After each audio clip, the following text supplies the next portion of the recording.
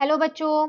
आज मैं आपको कक्षा 9वीं जिसका विषय है मेरे पास गणित, इसकी वर्कशीट नंबर 51 कराऊंगी, जिसकी डेट है हमारे पास 4 नवंबर 2020। आज की वर्कशीट का टॉपिक क्या है हमारे पास? आज की वर्कशीट का टॉपिक है हमारे पास दंड आलेख। ठीक है, देखो आपने यहाँ आज क्या करना है, आज आपने दंड आलेख, जिसको हम इंग्लिश में बोलते हैं बार ग्राफ, ये आज आपको यहाँ पर बनाना सीखना है। ठीक है, आपने आंकड़ों को पहले ही देखा था, आंकड़ों की प्रस्तुतिकरण देखा था ना। तो दंड आलेख है क्या? ये कुछ नहीं, एक मतलब आप चित्र के जरिए अपने आंकड़े को जो बता सकते हो, दर्शा सकते हो, ये वो है। ठीक है, देखो जैसे कि लिखा है यहाँ पर बच्चों, आप सारणियों के आंकड़ों के निरूपण के बारे में तो जानते ही हो। आइए अब हम आंकड़ों के आलेखीय निरूपण के बारे में भी सीखते हैं। अलग अलग मदों की तुलना को आलेखों की सहायता से बहुत अच्छी तरह से दर्शाया जा सकता है। दंड आलेख आंकड़े के आलेखीय निरूपण के विभिन्न तरीकों में से एक है। दंड आलेख आलेखों का एक चित्रीय निरूपण होता है। तो आप क्या करते हो, इसमें जो आपके आंकड़े होते हैं उन्हें चित्रीय निरूपण मतलब चित्र के उसमें दर्शाते हो। ठीक है, जिसमें दो अक्ष होते हैं मेरे पास। ठीक है, एक एक्स होता है और एक कौन सा होता है, वाई होता है। ठीक है, जिसको हम इंग्लिश में एक्स एक्सिस और वाई एक्सिस बोलते हैं। ठीक है ना। तो इसकी मदद से हम ये दंड आलेख बनाएंगे। तो अब आपको यहाँ पर पूरा वही दे रखा है कि दंड आलेख बनाने के लिए हमें किन किन चीजों का ध्यान रखना होता है, किन किन बातों का। ठीक है, तो चलिए हम इसे अपने उदाहरण से ही समझते हैं अच्छे से। जैसे कि आप देख रहे हो, यहाँ आपको ना एक उदाहरण दे रखा है, मद कुछ आइटम्स आपको यहाँ दे रखी है। ठीक है, जैसे मकान का किराया हो गया, भोजन हो गया, शिक्षा, बिजली, ये सारी चीजें आपको दे रखी है। ठीक है, और उनके खर्चे भी दे रखे हैं। मकान का किराया 3,000 है, जैसे भोजन आपके पास 3400 हो गया। ठीक है, बिजली 400 हो गया, वो आपको दे रखा है, वह रुपये में दे रखा है। ठीक है, आपसे कह रहा है दी गई सारणी किसी परिवार के विभिन्न मदों में होने वाली मासिक व्यय को निरूपित करती है। ये आपको सारणी दे रखी है। इन आंकड़ों को एक दंड आलेख द्वारा प्रदर्शित कीजिए। तो आपको क्या बनाना है, एक दंड आलेख बनाना है। ठीक है, अब ये दंड आलेख देखो बनता कैसे है। आपके पास यहाँ पर ये बना हुआ है, लेकिन इसको बनाने के लिए कुछ चीजों का ध्यान रखना है। वही 4 चीजें आपके पास यहाँ पर लिखी हुई है। ठीक है, तो चलिए देखते हैं कैसे बनता है। हम क्या करेंगे, सबसे पहले यहाँ पर दो क्या बनाने वाले हैं, हम यहाँ पर दो लाइंस बनाएंगे। ठीक है, आपने जैसे यहाँ पर पीछे देखा था, अभी मैंने आपको बताया था कि दो अक्ष होते हैं आपके पास, एक एक्स होता है और एक वाई। ठीक है, वही सेम चीज हम यहाँ पर बना लेंगे। ये रही आपके पास एक्स वाली, ठीक है, ये पूरी, और वाई वाली है ये आपके पास, और ये वाली है आपके पास एक्स वाली। ठीक है, तो यहाँ पर पहले मैंने दो अक्ष बना लिए। अब आपको क्या करना है, यहाँ पर आपको जो है, यहाँ पर अपना एक स्केल लेना है। स्केल मतलब जो ये अंक आप यहाँ लिख रहे हो, जैसे 200, 400, 600, 800, ये लिखने हैं। ये आप अपनी मर्जी से लिख सकते हो, अपना जो आंकड़े हैं उनको देख के। ठीक है, एक चीज आपको ध्यान रखनी है कि इनके बीच में जो गैप है, दूरी है, वो बराबर होनी चाहिए। मतलब 200 से 400, 400 से आप 600 पे आए, 600 से आप 800 पे आए, आए नहीं आए? तो आप देख रहे हो सब में 200 200 का गैप है। तो ये आपका बराबर का होना चाहिए हमेशा।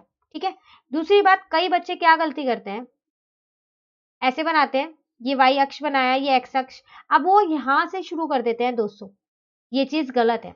जहां पर एक्स अक्ष और वाई अक्ष मिलते हैं वो हमेशा 0 होता है। अब आपको यहां से शुरू करना है, ये रहे सारे नंबर्स। ठीक है, तो यहाँ आपने 200 लिख दिया, ठीक है, यहाँ पर 400 लिख दिया, यहाँ पर आपने 600 लिख दिया, यहाँ पर आपने 800 लिख दिया, ऐसे लिख दिया। ठीक है, लेकिन ये बराबर होने चाहिए इनके बीच का जो गैप है। ठीक है ना। उसके बाद आपको क्या करना है, यहाँ पर ये बताना है कि आपका वाई अक्ष और एक्स अक्ष है क्या, उसमें क्या क्या आप दिखाने वाले हो। जैसे आपने यहाँ एक्स अक्ष पे लिख दिया मद, मतलब यहाँ पर आप वो आइटम्स दिखाने वाले हो, ये मकान का किराया, शिक्षा, बिजली, ये सब दिखाने वाले हो। ठीक है, और वाई अक्ष इसमें क्या दिखाने वाले हो, इस पे आप कितना खर्चा हो रहा है उन पे वो दिखाने वाले हो। ये तो ये आपने यहाँ पर लिख दिया। ठीक है, यही चीज यहाँ पर लिखी हुई है, ये लिखा हुआ है। ठीक है, चलिए 3 चीजें आपको हो गई। सबसे पहले दो अक्ष बनाने हैं, उसके बाद आपको ये स्केल लेना है। ठीक है, लेकिन इनका गैप इक्वल होना चाहिए। उसके बाद आपको ये बताना है कि आपका वाई अक्ष और एक्स अक्ष क्या क्या दिखा रहा है, वो आपको यहाँ पर लिखना है। ठीक है, अब उसके बाद आपको यहाँ लिखना है 1 इकाई लंबाई। तो इनके बीच में जो आपने ये गैप लिया है 200 200 का, वही मैंने यहाँ लिख दिया, 1 इकाई लंबाई में 200 रुपए है। जितने का आप गैप लोगे ना वो यहाँ पर लिखोगे।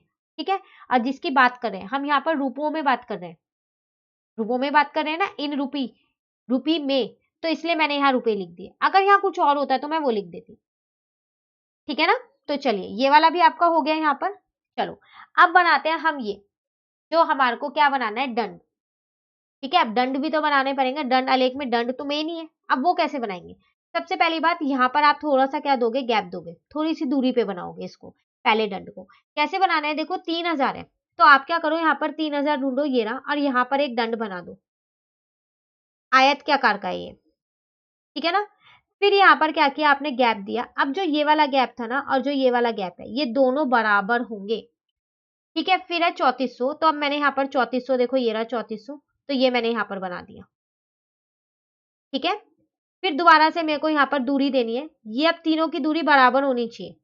ठीक है, फिर 800 है, तो अब मैंने यहाँ पर 800 बना दिया। ऐसे करते करते ये सारे दंड मैंने बना दिया, और इनके नीचे इनके साथ साथ नाम भी लिखती रही, ये लिख दिए। ठीक है, बस मेन चीज आपको क्या ध्यान रखनी है कि इनके बीच की जो दूरी है वो बराबर होनी चाहिए, और इन दंड के बीच की जो दूरी है, ये वाली, ये ये ये भी बराबर होनी चाहिए।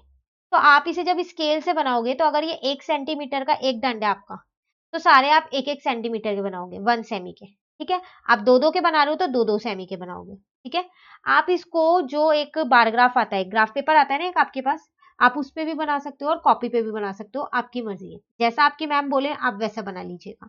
यहाँ पर आपके पास कॉपी पे बना के दे रखा है, बार ग्राफ का, उस ग्राफ पेपर का यूज नहीं किया है। ठीक है, लेकिन जो इसके क्वेश्चन हमें खुद से करने हैं, वो मैंने आपको दोनों ग्राफ पेपर पे ही समझाए हैं, ताकि आपको दोनों तरीके से आ जाए। ठीक है, अब अगर मैं आपसे बोलूं, जो आपने दंड आलेख बना लिया है, अब इस पूरे सारणी को भूल जाओ जरा, आप थोड़ी देर के लिए भूल जाओ। ठीक है, क्योंकि मैं इसे स्क्रीन से इस टाइम पे हटा नहीं सकती हूँ, वरना मैं जरूर हटा देती। ठीक है, तो आप थोड़ी देर के लिए इसे मत देखो। अब अगर मैं आपसे इस दंड आलेख से पूछूं कि बताओ सबसे ज्यादा खर्चा किस पे हो रहा है, तो आप देख के ही बता सकते हो कि किसका दंड सबसे बड़ा है। इस वाले का, भोजन वाले का, इसका ही बड़ा है ना, इसका मतलब भोजन पे सबसे ज्यादा खर्चा हो रहा है। ठीक है ना।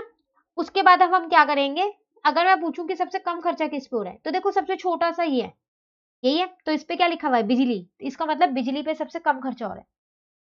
ठीक है, उसका जो व्यय है वो सबसे कम है। तो आपने क्या किया, आपने सिर्फ जो ये बनाया था इसी से बता दिया, आपको अभी सारणी की जरूरत नहीं पड़ी। तो देखो आपके आंकड़े यहाँ पर कितनी अच्छी तरीके से हमने प्रदर्शित किए कि आपको उससे हर एक चीज मिल गई, है ना। तो अब आपको पता चल गया दंड आलेख कैसे बनाते हैं। चलिए अब कुछ क्वेश्चन है हमारे पास, यहाँ दे रखे हैं, 2 है, देखो मैंने यहाँ पर ये बना रखा है, तो ये आपका उत्तर 1 है। ठीक है, तो मैंने आपको ये पहले से ही बना के दिया, और मैंने इसको ग्राफ पेपर पे बनाया है, ताकि आपको दोनों तरीके से आ जाए। चलो एक बार देख लेते हैं क्या है। कह रहा है, एक राज्य के विधानसभा के चुनाव में विभिन्न राजनीतिक पार्टियों द्वारा जीती गई सीटों के परिणाम नीचे दिए गए हैं।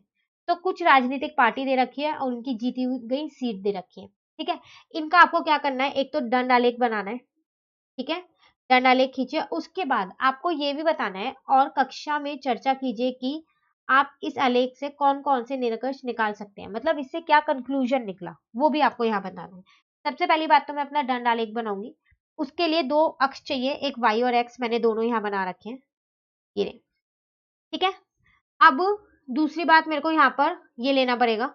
ठीक है ना, पैमाना यहाँ देखना पड़ेगा, स्केल जो लेना है मुझको, तो कैसे लूंगी, मैंने सबके बीच में 10-10 का गैप लिया है। तो देखो मैंने यहाँ 0 लिखा है, जहां पर ये दोनों मिले हैं, दोनों अक्ष, फिर 10, 20, 30। तो मैंने क्या किया, जो ये मेरे पास तो ग्राफ पेपर पे मैंने बनाया है, अगर आप इसे कॉपी में बनाओगे तो आपके ये गैप इक्वल होने चाहिए। ठीक है, इनके बीच की दूरी जो है वो सब समान होनी चाहिए, ये सब मैंने ये ग्राफ पेपर पे बनाया है। तो मैंने क्या किया, हर एक बॉक्स पे एक बनाया है। ठीक है ना, आप कॉपी पे बनाओगे तो आप स्केल से नाप के बनाना, 1-1 सेंटीमीटर का आप गैप कर सकते हो यहाँ पर। ठीक है, अब मैंने यहाँ लिख दिया कि वाई पे क्या आएगा, जीती गई सीटें, तो आपको हिंदी वाला लिखना है, इंग्लिश वाला नहीं लिखना। ठीक है, और एक्स पे क्या आएगा, राजनीतिक पार्टी। ठीक है ना, पॉलिटिकल पार्टी की जगह आप राजनीतिक पार्टी लिखोगे। यहाँ पर क्या लिखूंगी मैं, 1 इकाई लंबाई 10 सीटें, क्योंकि मैंने 10-10 का गैप लिया है ना। और यहाँ पर मेरे नंबर क्या है, सीटें ही तो बता रहे हैं, जीती गई सीटें, तो वो आ गया मेरा यहाँ पर 10 सीटें। ठीक है, चलिए पहला है 75। ठीक है, तो यहाँ पर ये 75 ना यहाँ आएगा, बाय मिस्टेक मैंने नीचे बना दिया है, तो आप इसको यहाँ पर बनाना, ऐसे, इतना। ठीक है, ये वाला आपका 75 है। ठीक है ना, देन 55, तो 50 और 60 के बीच वाला ये होगा 55। ठीक है, 37 तो 40 से 3 नीचे। देखो कुछ बच्चों को ना बहुत दिक्कत होती है कि ये 75, 55, 37 जो बीच के नंबर है ये नहीं बन पाते हमसे।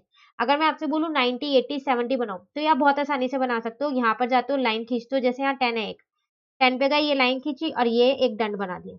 लेकिन जो बीच के नंबर्स है कई बच्चों को दिक्कत होती है। कुछ नहीं है, देखो 70 से 80 अगर आप इस पेपर पे बना रहे हो तो ये देखो एक ना ये बॉक्स है, मैं आपको यहाँ से दिखाती हूँ ऐसे, ये रहा एक बॉक्स दिख रहा है आप सभी को, ये वाला बॉक्स है। इसके अंदर ना ऐसी छोटी छोटी बहुत बारीक बारीक 10 लाइनें हैं, ठीक है। अब ये 10 लाइनें ना एक एक है, मतलब काउंट करते चलो। अगर मैंने यहाँ पर 10 लिखा है तो 10 के बाद पहली जो लाइन है ये 11 है, देन 12 है, देन 13 है, देन 14 है। एक वो जो अंदर वाले बॉक्स की 10 लाइन है मैं उसकी बात कर रही हूँ। और जब आप यहाँ पर आओगे ना तो ये 20 पे ही आओ गया। तो अगर आप पे घर पे ये पेपर हो तो एक बार जरूर प्लीज काउंट करके देखिएगा, ठीक है। कुछ बच्चों को ये चीज पता होगी, कुछ को नहीं होगी। जिनको नहीं पता तो आप एक बार जरूर ट्राई कीजिएगा ये, ठीक है ना। अब आती है बात 75 की, तो देखो 70 यहाँ था। अब आप 5 लाइन्स काउंट कर लो वही बॉक्स की, तो यहाँ पर आ जाएगा जहां पर मैंने ये रेड पेन से बना रखा है। आपको ये रेड से ही ये वाला ऐसे ही बनाना है, ये बीच वाली लाइन आपको नहीं बनानी है, ठीक है। बाय मिस्टेक मैंने यहाँ 70 का बना दिया, बनाना 75 का था, ठीक है। देन 55, फिर वही 50 से ऊपर नंबर है 50, ये रहा 5 मैंने काउंट किया तो यहाँ मेरा 55 आ गया, ठीक है। देन 37, 30 ये रहा 7 मैंने काउंट किया तो मेरा यहाँ पर 37 आ गया, ठीक है ना। उसके बाद 29, तो मैंने 30 से एक नीचे वाला कर दिया, तो 30 से नीचे वाला मेरा ये आ गया, ठीक है।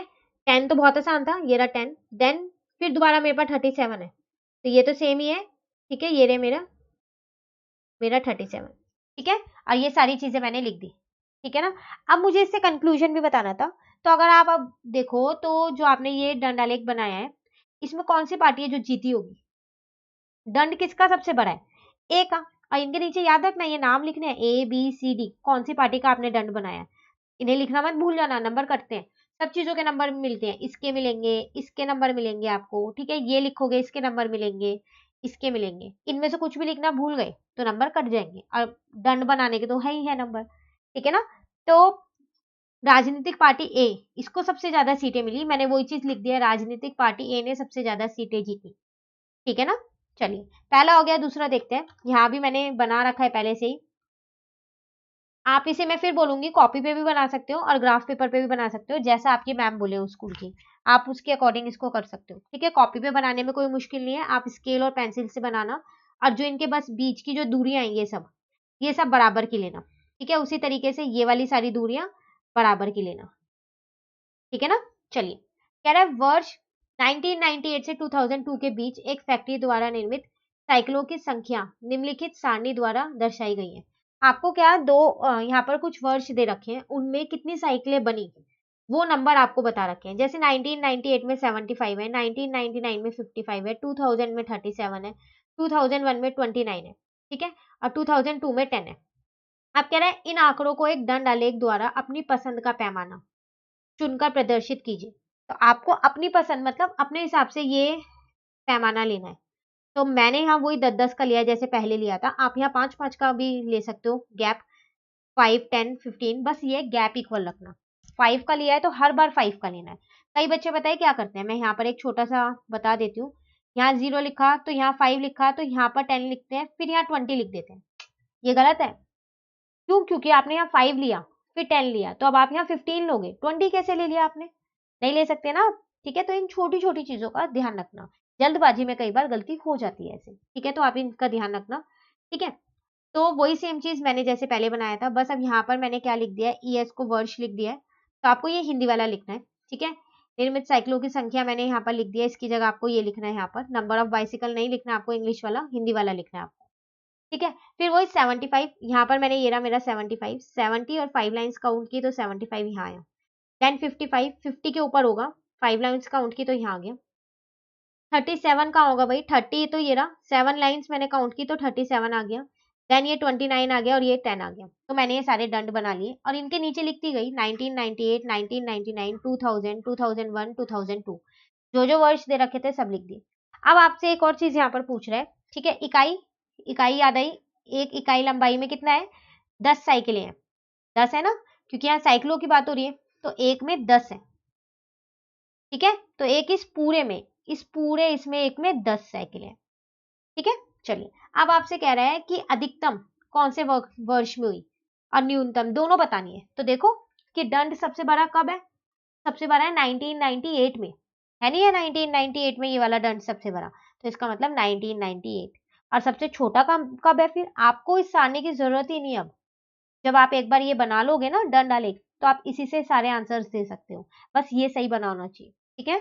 सबसे कम कब है भाई, 2002 में, तो देखो मैंने लिख दिया यहाँ 2002, आपको यही दो चीजें इसमें बनानी थी, ठीक है ना।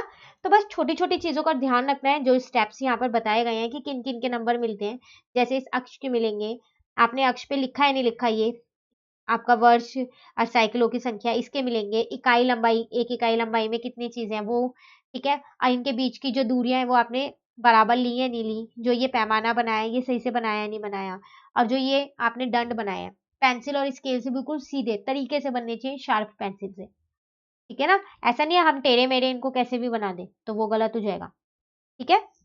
आसान सी वर्कशीट थी। तो यहाँ पर ये वर्कशीट खत्म होती है 51। अब जो 52 है वो हम अपनी नेक्स्ट वीडियो में करेंगे। तो अगर आपको ये वीडियो अच्छी लगी ना, तो आप इसे लाइक जरूर कीजिएगा और मेरे चैनल को सब्सक्राइब कीजिएगा। Thank you.